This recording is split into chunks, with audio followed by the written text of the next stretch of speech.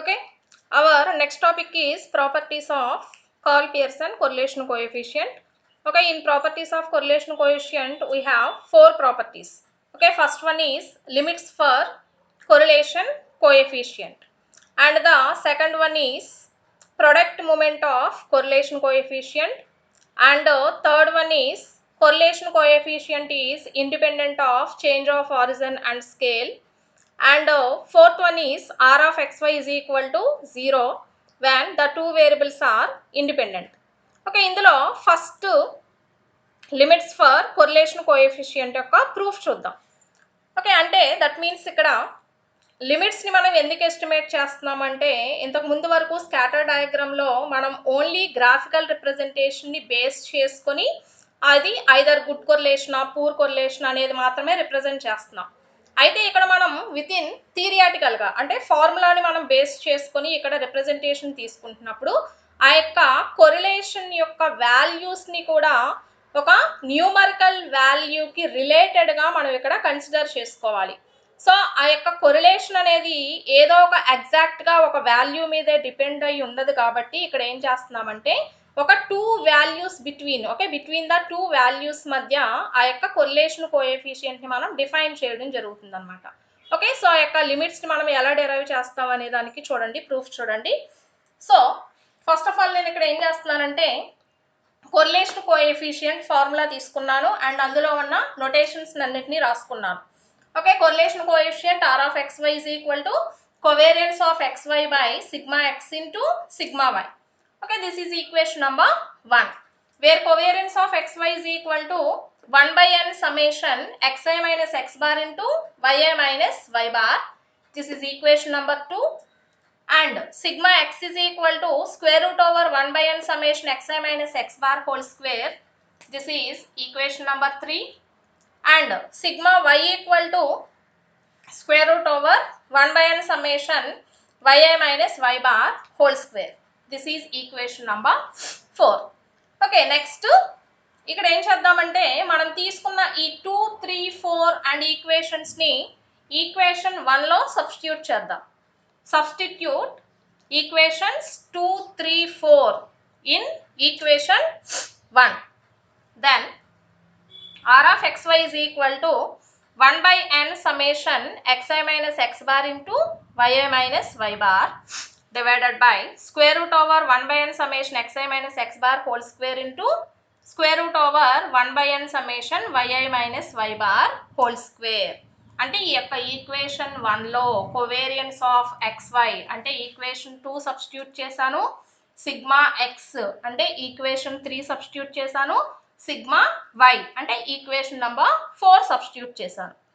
Okay, next ఇక్కడ ఏం చేస్తారంటే squaring on both sides. Okay, both sides square apply చేయండి. ఈ నొటేషన్కి బోత్ సైడ్స్ స్క్వేర్ అప్లై చేద్దాం. దాన్ని ఏమవుతుంది, r square of xy is equal to 1 by n summation over I equal to 1 to n xi minus x bar into yi minus y bar whole square by, చూడండి ఇక్కడ డినామినేటర్లో నాకు route considerations ఉన్నాయి. Square apply చేస్తే ఏమవుతుంది, route square cancel అయిపోయి మిగిలిన notations మాత్రమే మిగులుతాయి. That means 1 by n summation over I equal to 1 to n xi minus x bar whole square into 1 by n summation over I equal to 1 to n yi minus y bar whole square. And next one is that equal to, చూడండి ఇక్కడ square ఉంది కాబట్టి ఈ 1 by n square అని రాసుకోవచ్చు కదా. 1 by n square into summation over I equal to 1 to n xi minus x bar into yi minus y bar whole square by, and డినామినేటర్లో 1 by n multiples కాబట్టి 1 by n square into summation over I is equal to 1 to n xi minus x bar whole square into summation over I is equal to 1 to n yi minus y bar whole square. Okay, next ఇక్కడ ఈ two నొటేషన్స్ని cancel చేసుకోవచ్చు కదా. Okay, numerator and డినామినేటర్లో 1/n² ఉంది కాబట్టి ఈ two నొటేషన్స్ని cancel చేసేసి మిగిలిన నొటేషన్ని రాసుకుంటున్నాను. Okay, r² of xy is equal to summation xi minus x bar into yi minus y bar whole square by summation over I is equal to 1 to n xi minus x bar whole square into summation over I is equal to 1 to n yi minus y bar whole square. Okay, next consideration ఏంటంటే let us consider xi minus x bar equal to ai and yi minus y bar equal to bi. Okay, so next consideration ఏం తీసుకుంటున్నామమ్మా, let us consider xi minus x bar is equal to ai and yi minus y bar is equal to bi. So ఇప్పుడు ఈ two నొటేషన్స్ని ఈ above ఈక్వేషన్స్లో substitute చేద్దాం. Then r² of xy is equal to summation over I is equal to 1 to n ai bi whole square. అర్థమైంది కదా, xi minus x bar ప్లేస్లో ai రాసుకుంటున్నాను, yi మైనస్ y బార్ ప్లేస్లో bi రాసుకుంటున్నాను. Okay, divided by summation over I is equal to 1 to n ai square into summation over I is equal to 1 to n bi square. Okay, this is equation number 5. Okay, next already we know that Cauchy-Schwarz inequality. Okay, previous second semester లో నేర్చుకున్నాం కదా, Cauchy-Schwarz inequality యొక్క ఇన్ఈక్వేషన్ ని ఎలా రాసుకుంటాము, expectation of xy whole square less than or equal to expectation of x square into expectation of y square. గుర్తుంది కదా, by Cauchy-Schwarz inequality expectation of xy whole square less than or equal to expectation of x square into expectation of y square. Okay, ఇప్పుడు ఈ ఇండికేషన్ని base చేసుకొని దీన్ని ఏమని రాయొచ్చు అంటే expectation of xy whole square divided by ఈ notation ఇటువైపు తీసుకొచ్చేయండి, expectation of x square into expectation of y square will be less than or equal to 1 రాసుకోవచ్చు కదా. సో ఇప్పుడు దీన్ని ఈక్వేషన్ నంబర్ 6 అనుకుందాం. ఓకే,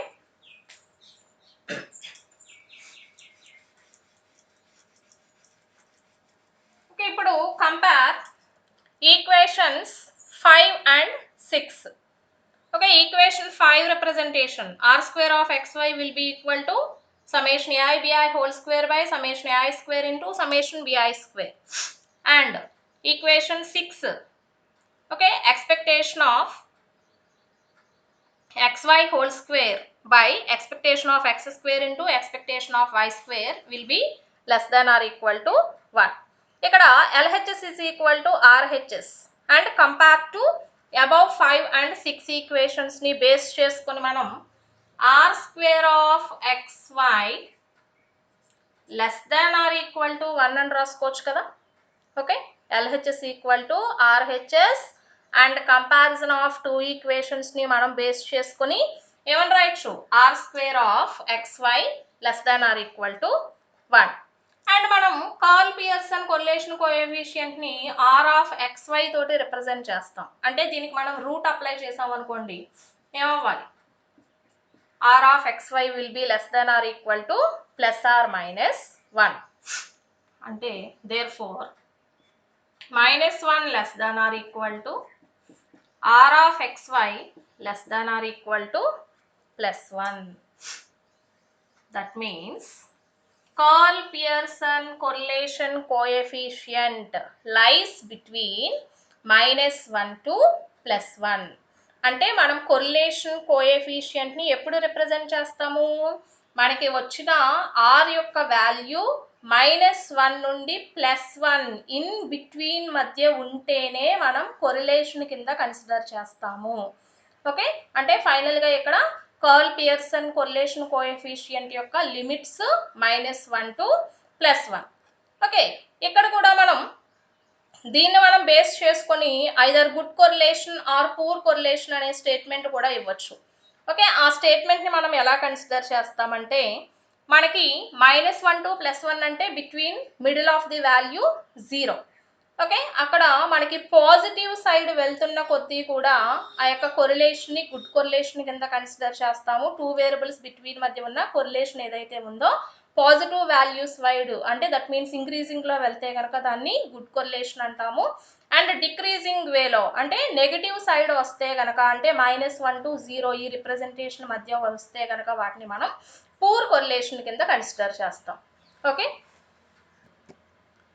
నెక్స్ట్ సెకండ్ ప్రాపర్టీ వచ్చి ఇది only just ప్రాపర్టీని ఫార్ములా రిలేషన్లో చదువుకుంటాం అంతే. μ11 is equal to covariance of xy. Okay, దీనికి మనకి డెరివేషన్ ఏమీ లేదు, జస్ట్ ఫార్ములా రిలేషన్లో అంటే దట్ మీన్స్ నెక్స్ట్ మనకి రిగ్రెషన్ అనే టాపిక్ వస్తుంది. ఆ రిగ్రెషన్ అనే టాపిక్లో మనం యూజ్ చేసుకోవడానికి ఈ యొక్క ఫార్ములా కన్సిడరేషన్ అనేది ఉపయోగపడుతుంది అనమాట. ఓకే, ఇక్కడ దీన్ని మనం ఎలా డిఫైన్ చేస్తామంటే correlation coefficient is also defined as product moment correlation. Okay, already మనం ఫస్ట్ ఇయర్లో మూమెంట్స్ నేర్చుకున్నాం కదమ్మా. మూమెంట్స్ని మనం వితిన్ సింబాలికల్గా ఎలా రిప్రజెంట్ చేస్తాం, μr dash non central moments, μr అయితే కనుక సెంట్రల్ మూమెంట్స్ తోటి రిప్రజెంట్ చేస్తాం. అండ్ ఇక్కడ ఈ యొక్క కొరిలేషన్ కోఎఫిషియంట్ ఏదైతే ఉందో దాన్ని ప్రొడక్ట్ మూమెంట్ కొరిలేషన్ కోఎఫిషియంట్ అని కూడా ఎబ్రివేట్ చేస్తాము. దాన్నే వితిన్ నొటేషన్లో ఎలా చెప్తామంటే μ11 is equal to covariance of xy. Okay, okay, next third property వచ్చి coefficient correlation coefficient is independent of effect of change of origin and scale. Okay, ఇక్కడ independent of effect of origin and scale అంటే ఇక్కడ మనం prove చేయాల్సిన condition ఏంటంటే r of xy is equal to r of U V. ఓకేనా, so r of xy అనేది correlation coefficient formula representation కదా. So ఇక్కడ is independent of effect of change of origin and scale అంటే మనం ఇక్కడ ఏం ప్రూవ్ చేయాలి, r of xy is equal to r of u v. Okay, already ఆల్రెడీ మనకి తెలిసిన కన్సిడరేషనే. ఫస్ట్ ఆఫ్ ఆల్ ఏం చేసుకోవాలి, ఆరిజిన్ అండ్ స్కేల్ని మనం చేంజ్ చేసుకుంటాం కదా. సో దానికోసం ఏం చేస్తున్నామంటే let u is equal to x minus a by H and v is equal to y minus b by k కన్సిడరేషన్ని తీసుకున్నాం. ఓకే, దెన్ ఫస్ట్ ఇక్కడ చూడండి u is equal to x minus a by H ఉంది. దీని నుంచి x వేరియబుల్ని తీసుకురావాలి. అంటే x minus a is equal to UH and x is equal to UH plus a అని రాసుకోవచ్చు కదా. So this is equation number 1. Next అలాగే v is equal to y minus b by k. So దీని నుంచి y అనే వేరియబుల్ని తీసుకురావాలి. So y minus b is equal to vk and finally y is equal to vk plus b. This is equation number 2 అనుకుందాం. Next ఈ xకి ఎక్స్పెక్టేషన్ని apply చేయండి. Then expectation of x is equal to expectation of UH plus A. That equal to expectations apply చేస్తే ఏమని రాసుకోవచ్చు, expectation of x plus y is equal to expectation of x plus expectation of y అని రాసుకోవచ్చు కదా edition property ప్రకారం. So దాని ప్రకారం expectation of UH plus expectation of A, then that is equal to ఇందులో మనకి h a అనేవి constants, only u అనేది మాత్రమే వేరియబుల్ రిప్రజెంటేషన్లో రాసుకుంటున్నాం కాబట్టి దాన్ని ఏమవ్వాలి ఇక్కడ మనకి expectation of x is equal to h into expectation of u plus expectation of a అంటే a అనేది కాన్స్టెంట్ అంటున్నాం కాబట్టి కాన్స్టెంట్కి అప్లై ఎక్స్పెక్టేషన్ అప్లై చేస్తే ఏమవుతుంది, ఈక్వల్ టు కాన్స్టెంట్ కాబట్టి a. అంటే finally expectation of x is equal to h into expectation of u plus a. This is equation number 3. In the similar way expectation of y కూడా తీసుకుందాం. అంటే ఏమవ్వాలి, expectation of vk plus b, that is equal to expectation of vk plus expectation of b. And ఇక్కడ కూడా k and b అనేవి constants ని represent చేస్తాయి. దాన్ని ఏమవుతుంది ఫైనల్గా expectation of y is equal to k into expectation of v plus b. This is equation number 4. Okay, ఇప్పుడు ఏం చేద్దామంటే సబ్ట్రాక్ట్ ఈక్వేషన్ 1 అండ్ 3.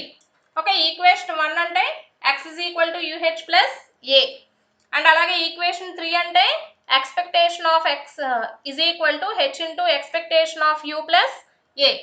సో ఈ రెండింటిని సబ్ట్రాక్ట్ చేయండి అంటే ఏమవుతుంది LHS వైపు సబ్ట్రాక్ట్ చేస్తే x minus expectation of x that equal to uh plus a minus expectation of uh minus a. Okay, ఇక్కడ ఈ ప్లస్ ఏ మైనస్ ఏ క్యాన్సిల్ అయిపోతే ఈ మిగిలిన టర్మ్స్ లోంచి h కామన్ తీసి రాసుకున్నాను. అంటే x minus expectation of x is equal to h common తీసుకుంటే u minus expectation of u. Next in the similar way 2 and 4 equations ని సబ్ట్రాక్ట్ చేయండి. Okay, subtract equations 2 and 4 we get ఏమవ్వాలి y minus expectation of y is equal to and ఇక్కడ కూడా vk plus b minus k into expectation of v minus b. ఇక్కడ కూడా ఈ plus b minus b cancel అయిపోతే remaining terms లోంచి k common తీసి రాసుకుందాం అంటే v minus expectation of v. So ఇక్కడ మనకి 2 నొటేషన్స్ వచ్చినాయి కదమ్మా. Next we know that covariance of xy అంటే కోవేరియన్స్ ఆఫ్ xy ని విత్ ఇన్ ఎక్స్పెక్టేషన్స్ లో రాసుకుంటున్నాను. ఓకే, దానికి ఫార్ములా ఏంటి covariance of xy is equal to expectation of x minus x into y minus expectation of y. Covariance formula within expectations లో. Okay, next covariance of xy is equal to ఇప్పుడు expectation of x minus expectation of x అంటున్నాం. Okay, అంటే ఇక్కడ already మనం తీసుకున్నాం కదా 1 and 3 subtract చేస్తే మనకు వచ్చిన value x minus expectation of xకే కదా ఈక్వల్. సో ఈ వాల్యూని తీసుకొచ్చి ఇక్కడ సబ్స్టిట్యూట్ చేసుకుందాం అంటే expectation of h into u minus expectation of u into y minus expectation of y. y minus expectation of y అంటే ఎంత వచ్చిందమ్మా వాల్యూ ఇక్కడ మనకి k into v minus expectation of v. ఇది ఇక్కడ సబ్స్టిట్యూట్ చేసుకున్నాం. Okay, then that is equal to ఈ రెండిటిలోంచి hkలు మనకి కాన్స్టెంట్ కాబట్టి ఎక్స్పెక్టేషన్ అప్లికబుల్ కాదు కాబట్టి బయటకు తీసుకొచ్చేయండి. hk into expectation of u minus expectation of u into v minus expectation of v.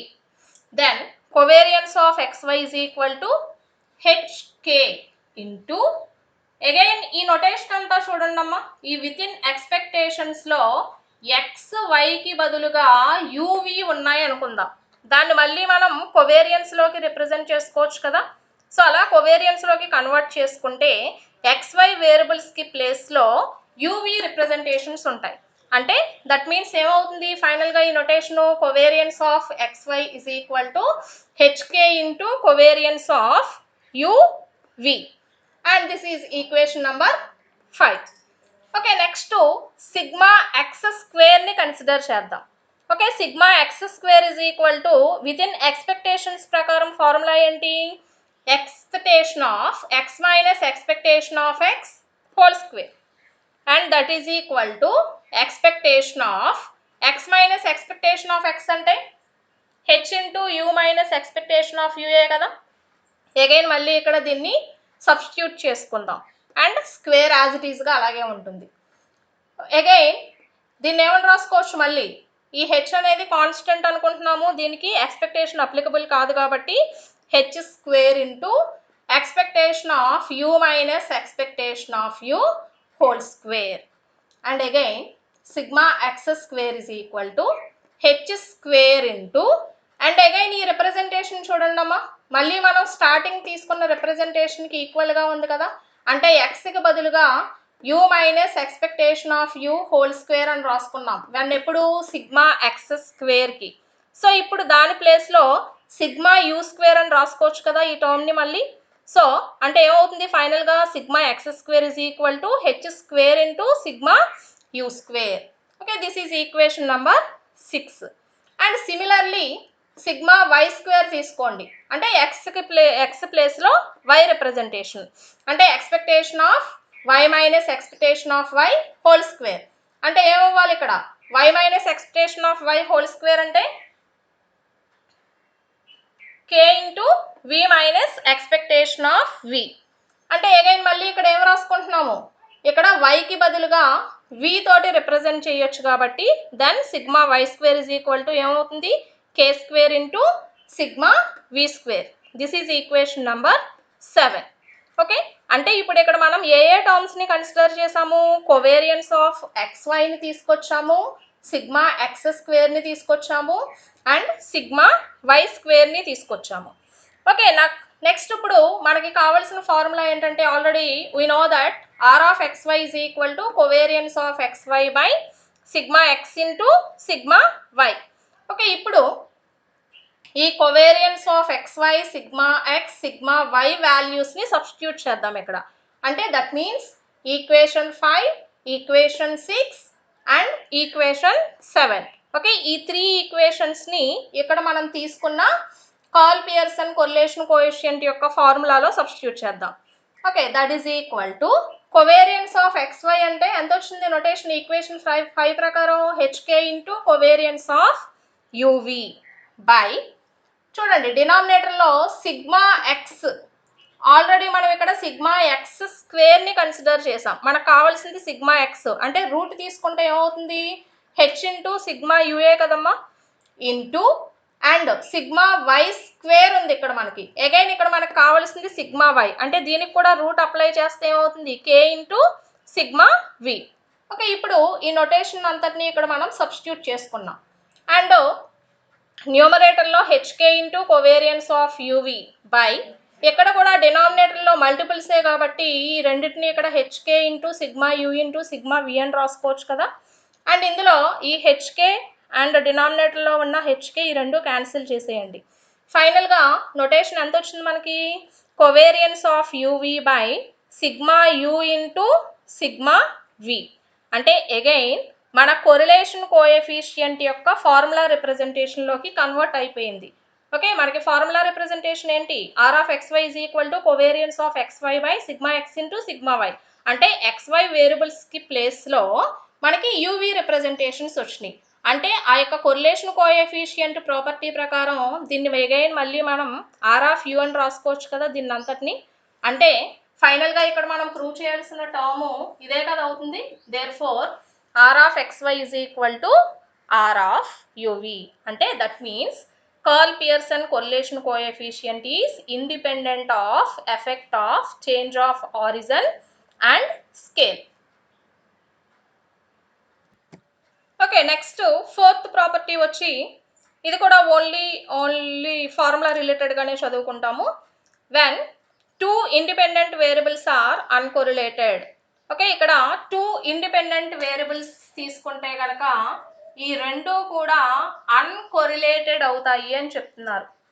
Okay, so అంటే చూడండి ఫస్ట్ ఆఫ్ ఆల్ మనం కొరిలేషన్కి స్టార్టింగ్ డెఫినేషన్ చెప్పుకున్నప్పుడు ఏం చెప్పుకున్నామంటే when we consider 2 variables, if one of the variable change in affects in another variable then the 2 variables are said to be correlated అనే definition చెప్పుకున్నాం.